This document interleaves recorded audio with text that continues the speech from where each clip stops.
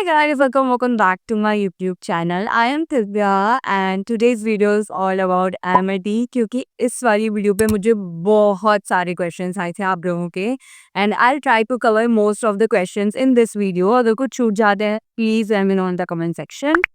और most asked questions थे आप लोगों के, वो थे about interview, placement, courses, faculty और how is the crowd in Amity, placement की अच्छी जाती है, इंटरव्यू में क्या क्या क्वेश्चंस पूछते हैं. और जो मेन जो बहुत सारे लोगों ने पूछा था वो ये था कि परसेंटेज पे मैं एडमिशन हो सकता है एमटी तक.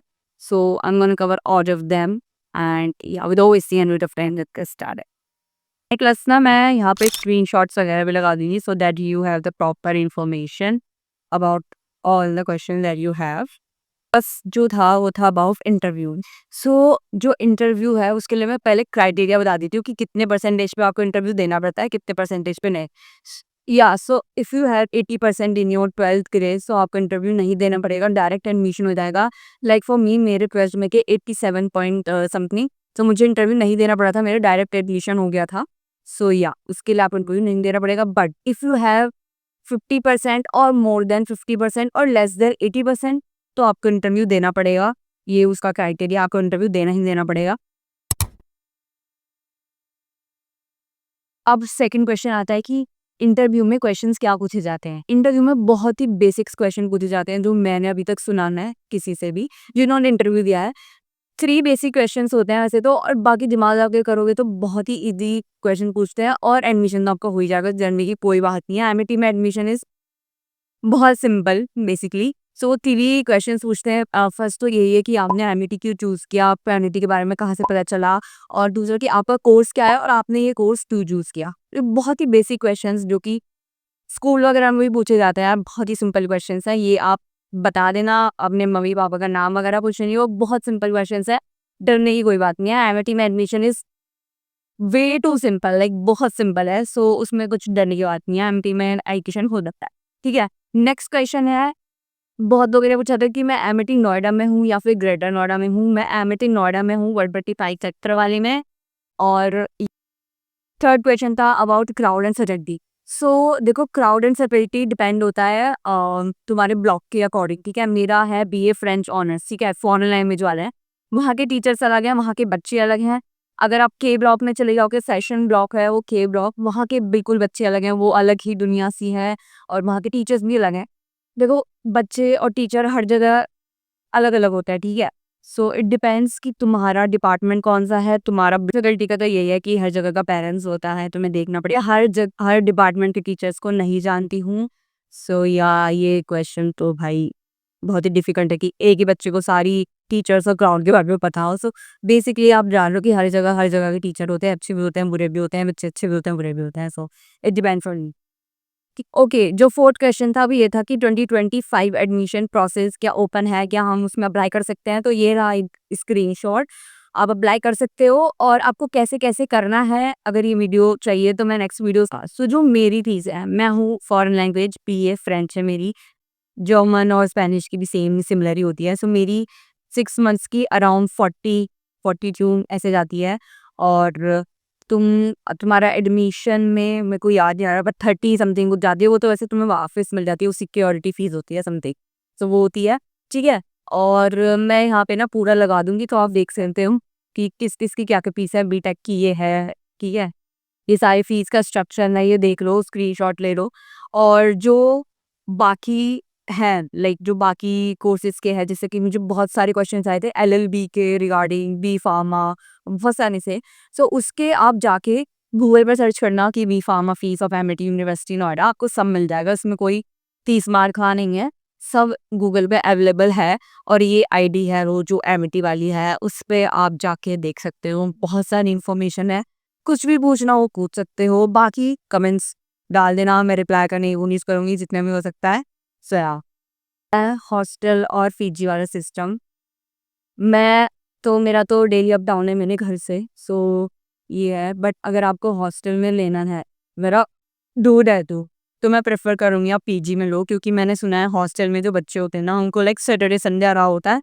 कुछ बच्चे, मैंने सुना था कि कुछ बच्चे ना ऐसे फ्राइडे में चले गए थे, सिक्योरिटी गार्ड को पता चल गया था, वो रेस्टिकेट हो रहे, लाइक उनके उनके ऐसे आईडी कार्ड्स वगैरह चाहिए थे उन लोगों ने, और उन्हें अटेंडेंस भी नहीं मिली थी। अटेंडेंस के ऊपर मैं भी आऊँगी, बहुत ज़्यादा इशू है अटेंडेंस का। सो ये है कि तुम हॉस्टल ले लो, सॉरी सॉरी पीजी ले लो, क्योंकि हॉस्टल में बहुत ज़्यादा दिक्कत है। एक तो तुम्हें निकलने को नहीं मिलेगा, सिर्फ सैटरडे संडे तुम्हें अलाउ होगा, उसमें भी तुम्हारे फ्रेंड्स को कॉल किया जाएगा, परमिशन ली जाएगी, ठीक है। दूसरा ये है कि तुम हॉस्टल के अंदर कुछ ही बना सकते, बाहर ही खाना पड़ेगा तुम्हें, लाइक कैंटीन में जाना पड़ेगा, या फिर बाहर से कुछ स्विगी वगैरह से ऑर्डर कर लेना। हाँ, मुझे बहुत सारे ये भी क्वेश्चन आए थे कि बाहर से खाना मंगा सकते हैं, मंगा सकते हो आप, गेट पे डिलीवर हो जाएगा वो, उसमें कोई टेंशन वाली बात नहीं है। बट अगर आप ले रहे हो तो फ्रेंड्स को मना लेना, अगर बना सही हो पीजी लेना, क्योंकि पीजी में you have kind of freedom also.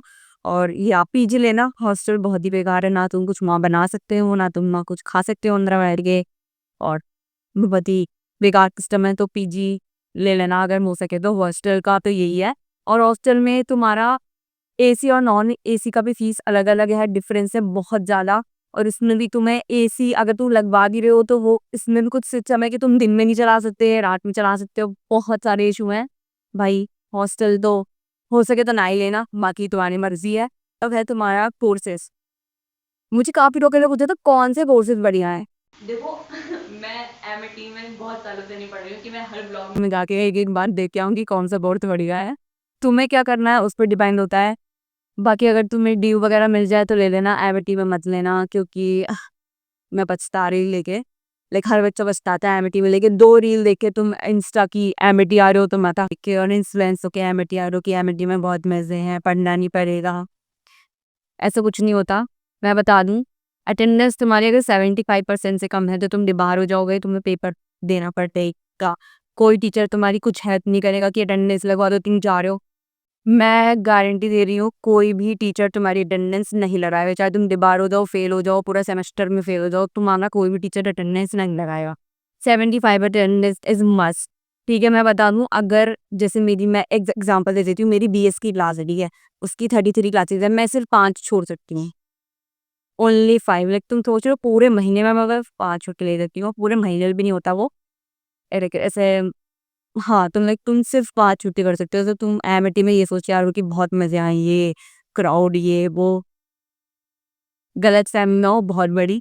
Amity में अगर 2 रील देख के आ रहे हो तो बिल्कुल भी मत आना, बिल्कुल भी मत आना, बहुत पढ़ना पड़ता है, असाइनमेंट्स तुम्हें देने पड़ेंगे टाइम पे, अटेंडेंस का तुम्हें बहुत ज़्यादा इशू है, तो मतलब।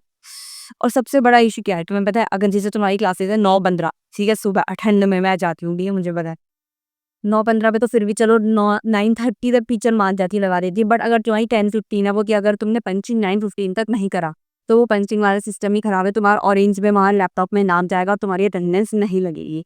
सो 10:15 तक तुम्हें पंचिंग करना पड़ता है। 1 मिनट भी अगर तुमने लेट किया, अटेंडेंस गई।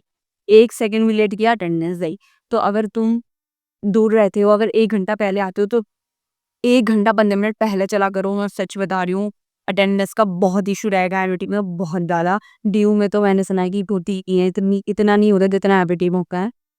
सो एमिटी का तो बहुत ही गंदा हिसाब है, बताना। ओके, नेक्स्ट अप है हमारा प्लेसमेंट्स। तो देखो, प्लेसमेंट्स का हर कॉलेज में एक ही फंडा है, पढ़ोगे तो प्लेसमेंट मिल जाएंगी, सारे कंपनी वाले आते हैं, सारे ऑर्गेनाइजेशन असम्बलीज वगैरह एमिटी में आते हैं। बात यह है कि अगर तुम प्लेसमेंट से बैठे हो, तुम्हें कुछ आता ही नहीं है, तो ऑब्वियस सी बात है कोई भी कंपनी तुम्हें प्लेसमेंट नहीं देगी। अच्छे से पढ़ोगे, अच्छे से सब कुछ करोगे, तो डेफिनेटली तुम्हें प्लेसमेंट मिल जाएगी। और काफ़ी लोगों ने पूछा था कि मेरे अमेजोन, फ्लिपकार्ट ये सब आते हैं, ठीक है, एमिटी में प्लेसमेंट्स होती है। बट बात यह है कि अगर तुम प्लेसमेंट में बैठे हो, तुम्हें कुछ आता ही नहीं है, तो वो भी तुम्हें नौकरी क्यों ही देगा। सो ये है, प्लेसमेंट्स आते हैं, ऐसा नहीं है कि एमिटी प्लेसमेंट्स नहीं होती है, होती हैं। उन्हीं लोगों की होती है जो थोड़ा अब एवरेज होते हैं।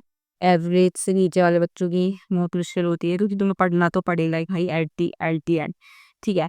सो now I am gonna share with you some tips Amity में सर्वाइव करने के।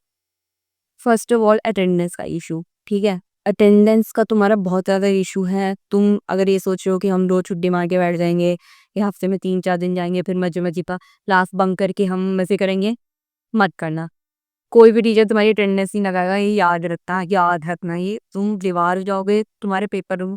और हाँ, 95% अगर तुम्हारी होती है, 95% तो अटेंडेंस होती है, तो उसके 5 मार्क्स मिलते हैं, वो इंक्लूड होते हैं, और वो लगते 5 मार्क्स है, बट वो जब ऐड होते हैं तो काफ़ी ज़्यादा डिफरेंस आ जाता है। तो अटेंडेंस का ये है, ठीक है। दूसरा ये है कि कोर्सेज देख लो तुम्हें क्या करना है, छानबीन करो, अगर हो सके तो ड्यू में लेना, एमएटी तो लास्ट चॉइस है। बाकी मेरे को एमएटी इसलिए लेना पड़ा था क्योंकि मेरा तो कोर्स ही कहीं नहीं था, बीए फ्रेंच ऑनर्स आ रहा, तो मुझे एमएटी इसलिए लेना पड़ा था। बाकी अगर ले सको तो ड्यू ले रहा, अच्छा है, मैंने सुना है। जो भी अटेंडेंस का इशू ही होता है, ठीक है। और यही है यार, मतलब अगर एमएटी में आ रहे हो तो थोड़ा सा स्ट्रगल तो करना पड़ेगा। लाइक ऐसे नहीं है कि मौज मस्ती होती भी है, बट इतनी भी नहीं होती जितना रीलों पे दिखाते हैं ये लोग इंस्टा वगैरह पे। और या सब मतलब हर चीज़ होती है तुम्हारा, लाइक ऐसे करिकुलर एक्टिविटी भी होती है, बट बात ये है कि तुम्हें टाइम मिले तो तुम कर लेना पार्टिसिपेट, बाकी हमें तो मिलता नहीं है। So depends upon our classes and all. And yeah, that's it for this video, guys. I hope you liked it.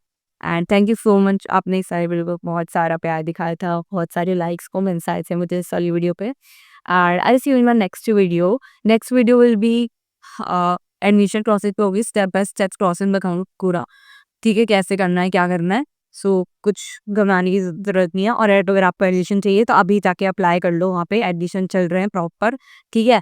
So I see you my next video, तो चैनल नया है तो प्लीज़ डू सब्सक्राइब, ठीक है, subscribe कर लेना। And I see you my next video, till then bye bye, take care, bye bye.